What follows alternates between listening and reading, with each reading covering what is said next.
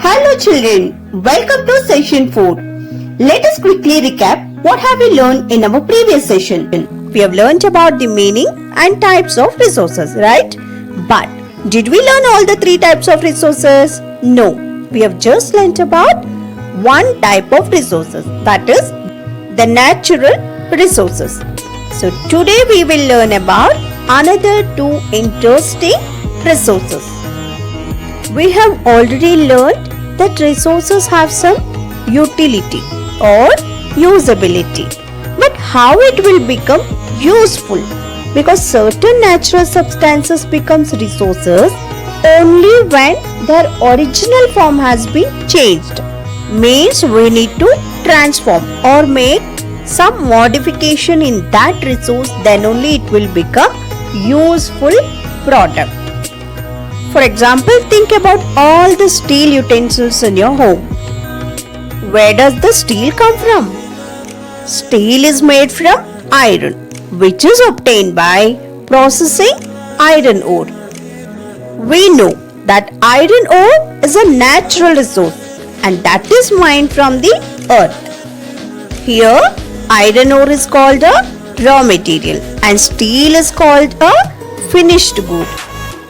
So when the human transformed or modified the iron ore into a steel, then it become a useful product and this is called human-made resources.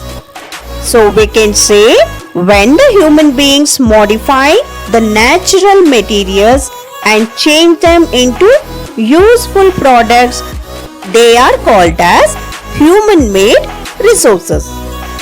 Just look around. You will find so many things which is made by the human-made resources.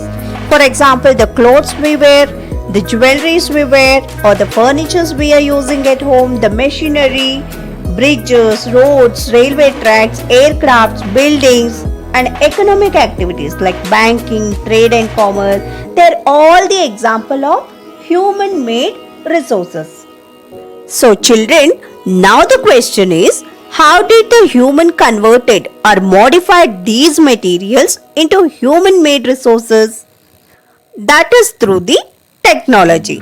Then my question is technology also a human-made resource? Here, technology is the product of human intelligence. So without human intelligence, there is no technology. And without technology, we cannot create any human-made resources. Hence, the technology is also considered as the human-made resources and it is also useful for making such products.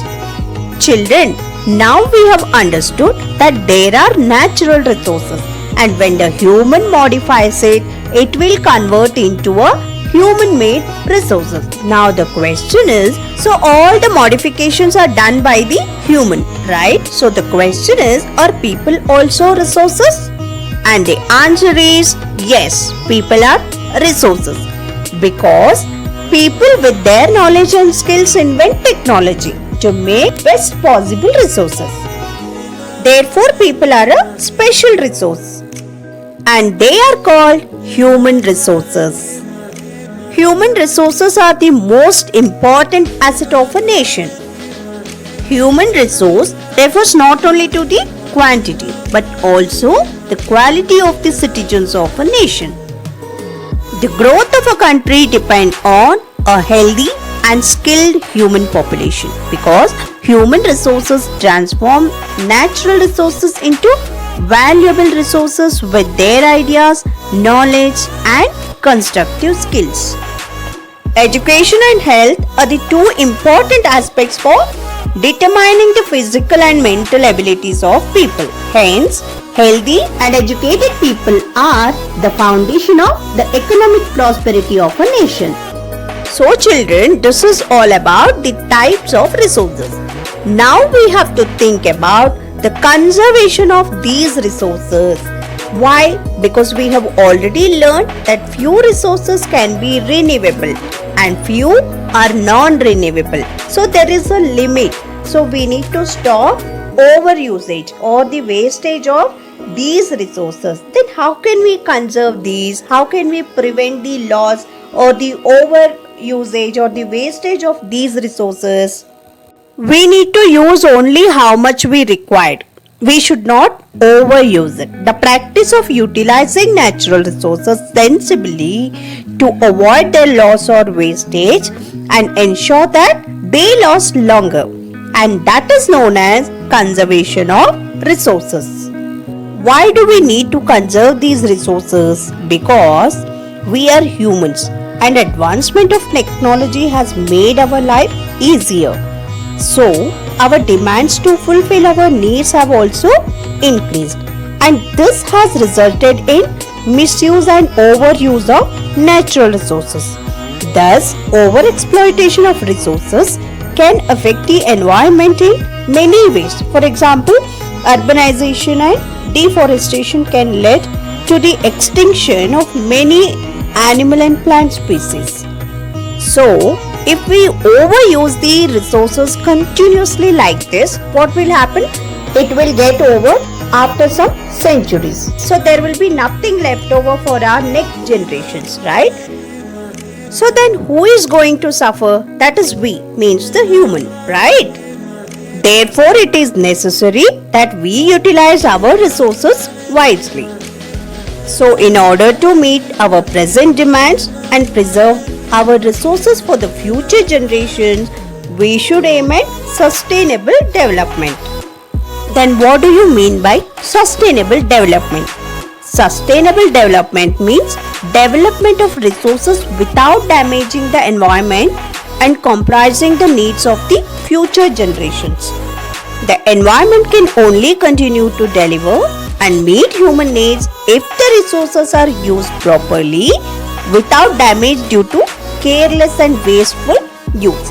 And these resources can be conserved in many ways. For example, we can use 4R. What are those 4R? Reduce, reuse, recycle and refuse.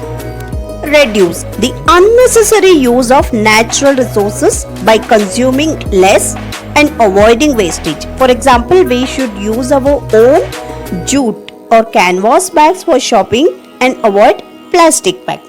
Second R is reuse a product or resource many times in different ways. For example, we should donate toys or clothes we no longer want to charities that could use them. Third R is recycle. Recycle waste materials into new materials that can be used again. For example, used plastic bags and bottles, aluminum cans and sheets and other objects are recycled to make new items. And the fourth R is refuse. Refuse a product if not needed. For example, we can always refuse a plastic bag.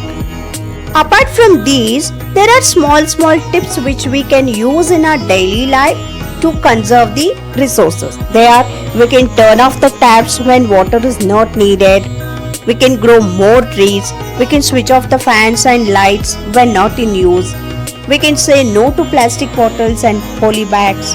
And we can use efficient fuels of energy to help in reducing air pollution. For example, CNG. And we can encourage alternate renewable sources of energy such as solar, wind and hydel energy. Children, now look at this picture and can you figure out whose image is this? She is Julia Butterfly Hill, is one of the most dedicated American environmental activists. After nearly dying in a horrific car crash in 1996, she dedicated her life to environmental causes. She lived in the branches of an ancient redwood tree named Luna in Northern California for 738 days. That from December 1997 to December 1999 to protect it from being cut down. This act attracted a great deal of public and media attention. So children, after learning about the resources, we need to keep in our mind that we have to utilize our resources properly and wisely. So now this is the end of our session. Let's meet again in our next session with another interesting chapter.